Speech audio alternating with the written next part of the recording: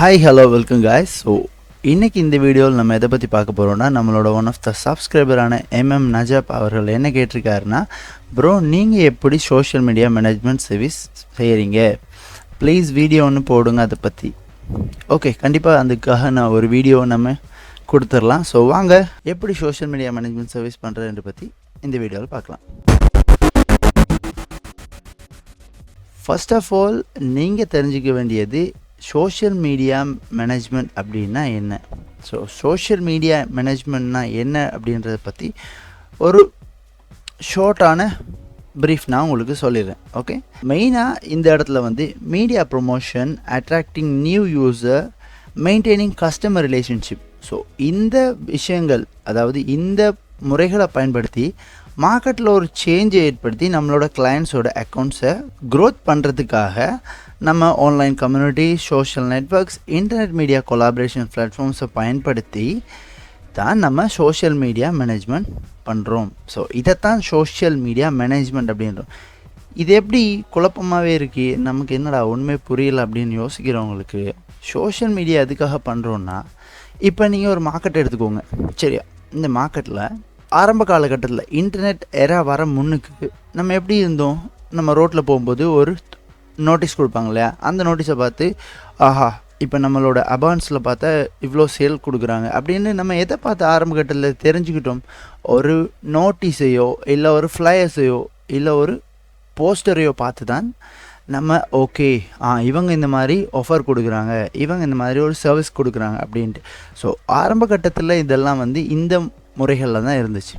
Now internet எராவோட எண்டிங்கில் இருந்து AI எராவோட start அப்பில் நம்ம இருக்கோம். சரியா, ஸோ இந்த இன்டர்நெட் எராவில் என்னென்ன விஷயங்களை பயன்படுத்தி நம்ம மார்க்கெட்டில் இம்ப்ளிமெண்ட் பண்ணலாம் அப்படின்னு பார்த்தீங்கன்னா, நம்மளோட சோஷியல் மீடியாஸை வச்சு தான் நம்ம இன்ட்ராக்ட் பண்ண போகிறோம். ஸோ இந்த சோஷியல் மீடியாஸை வச்சு எப்படியெல்லாம் இன்ட்ராக்ட் பண்ணலான்னு பார்த்தீங்கன்னா, ஃபர்ஸ்ட் ஆஃப் ஆல் முதல் விஷயம் ஆட்ஸ். இப்போ நீங்கள் ஒரு கம்பெனி வச்சுருக்கீங்க, உங்களோட ப்ராடக்ட்ஸை 20% ஆஃபில் கொடுக்குறீங்க அப்படின்ற விஷயத்தை நீங்கள் எப்படி உங்களோட கஸ்டமர்ஸுக்கு நீங்கள் தெரிவிப்பீங்க? பட் எல்லாருமே ஆன்லைன் கஸ்டமர், இவங்களுக்கு நீங்கள் எப்படி தெரிவிப்பீங்க? நீங்கள் 20% ஆஃப் கொடுக்குறீங்க. உங்களோட சோஷியல் மீடியாஸில் நீங்கள் என்ன செய்வீங்க, ஒரு போஸ்டரை ரெடி பண்ணுவீங்க. இந்த மாதிரி ப்ராடக்ட்ஸ் 20% ஆஃபில் இருக்குது, இந்த ஆஃபர் குறிப்பிட்ட தேதியிலேருந்து எண்ட் ஆஃப் த மந்த் இது வரைக்கும் தான் நாங்கள் கொடுப்போம் அப்படின்னு சொல்லி இதுக்காக $10 அட்வர்டைஸ்மெண்ட் ஃபீஸ் கட்டிட்டு நீங்கள் சோஷியல் மீடியாவில் என்ன செய்கிறீங்க, அட்வர்டைஸ் பண்ணுறீங்க. ஸோ நீங்கள் இந்த 20% ஆஃபர் கொடுக்குற ப்ராடக்டில் இருந்து உங்களுக்கு கிட்டத்தட்ட $100 மேலே ஏர்னிங்ஸ் வரும் அப்படின்னா உங்களால் நம்ப முடியுமா? ஸோ இந்த விஷயத்தை தான் சோஷியல் மீடியா மேனேஜ்மெண்ட்டில் பண்ணுறாங்க. எப்படி பண்ணுறாங்கன்னா, முதல் விஷயம் ஆட்ஸ், ரெண்டாவது விஷயம் கண்டென்ட் க்ரியேஷன், மூணாவது விஷயம் ஒரு அக்கௌண்ட்டை பேசிக்கில் இருந்து ஃபுல்லாக செட்டப் பண்ணி அதுக்கப்புறமா என்ன விதமான ஆடியன்ஸ் இந்த பேஜுக்கு சூட்டபுளாக இருப்பாங்கன்றதையும் நம்ம செட்டிங்ஸில் ஆட் பண்ணிவிட்டு அதுக்கப்புறமா என்ன விதமான போஸ்டர்ஸ் செஞ்சால் இவங்களுக்கு நல்ல ஒரு ரீச் கிடைக்கும் அப்படின்றத ஃபைனலைஸ் பண்ணி நாங்கள் அவங்களுக்கு ஒரு போஸ்டரை ரெடி பண்ணுவோம்.